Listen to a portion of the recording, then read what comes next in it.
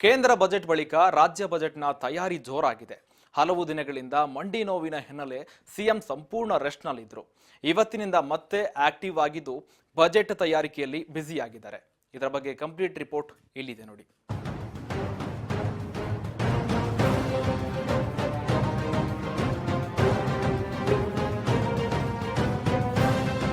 S, guarantee ಯೋಜನೆಗಳ ಲೆಕ್ಕಾಚಾರದಲ್ಲಿ ಈ ಬಾರಿಯ ರಾಜ್ಯ ಬಜೆಟ್ ಗಮನ ಸೆಳೆದಿದೆ.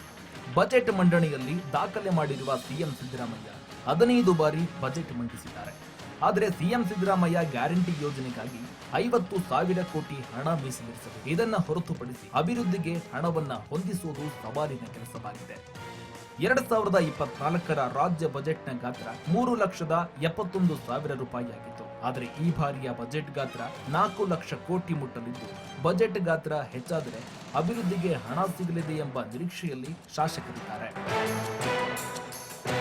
ಇನ್ನು ಅನುದಾನದ ವಿಚಾರದಲ್ಲಿ ಸ್ವಪಕ್ಷದ ಶಾಸಕರೇ ಸಿಎಂ ಸಿದ್ದರಾಮಯ್ಯ ಅವರಿಗೆ ಅಭಿವೃದ್ಧಿಗೆ ಹಣ ಕೊಡುವಂತೆ ಹಲವು ಬಾರಿ ಅಳಲನ್ನ ತೋಡಿಕೊಂಡಿದ್ದಾರೆ. ಇನ್ನು ಕೆಲ ಶಾಸಕರು ಗ್ಯಾರಂಟಿಯಿಂದಲೇ ನಮಗೆ ಅನುದಾನದ ಕೊರತೆ ಆಗ್ತಿದೆ ಅಂತ ಬಹಿರಂಗವಾಗಿಯೇ ಅಸಮಾಧಾನವನ್ನ ಹೊರಹಾಕಿದ್ದು ಉಂಟು.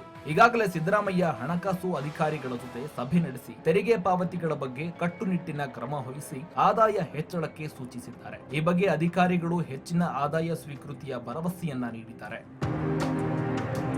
ಇಂದಿನಿಂದ ಫೆಬ್ರವರಿ 14ರ ತನಕ ಆಯವ್ಯಯ ಪೂರ್ವಭಾವಿ ಚರ್ಚೆ ನಿಗದಿಯಾಗಿದೆ. ಸಿಎಂ ಇಷ್ಟು ವರ್ಷ ಶಕ್ತಿ ಭವನದಲ್ಲಿ ಸಭೆ ನಡೆಸ್ತಾ ಇದ್ರು. ಆದ್ರೆ ಮಂಡಿ ನೋವು ಇರುವುದರಿಂದ ಸಿಎಂ ಅನುಕೂಲಕ್ಕಾಗಿ ಕಾವೇರಿ ನಿವಾಸದಲ್ಲೇ ಸಭೆ ನಡೆಸಲಾಗ್ತಾ ಇದೆ. ಇಂದು ಸಿಎಂ ಒಳಾಡಳಿತ, ಭಾರಿ ಮಧ್ಯಮ ಕೈಗಾರಿಕೆ, ಮೂಲ ಸೌಲಭ್ಯ ಅಭಿವೃದ್ಧಿ, ಸಣ್ಣ ಕೈಗಾರಿಕೆ, ಇಂಧನ, ಲೋಕೋಪಯೋಗಿ, ಕಾರ್ಮಿಕ ಶಿಕ್ಷಣ, ಮಹಿಳಾ ಮತ್ತು ಮಕ್ಕಳ ಅಭಿವೃದ್ಧಿ, ಸಹಕಾರ, ರೇಷ್ಮೆ ಮತ್ತು ಪಶುಸಂಗೋಪನಾ ಇಲಾಖೆಗಳ ಸಚಿವರು, ಅಧಿಕಾರಿಗಳ ಜೊತೆ ಸಭೆ ನಡೆಸಿದ್ದಾರೆ.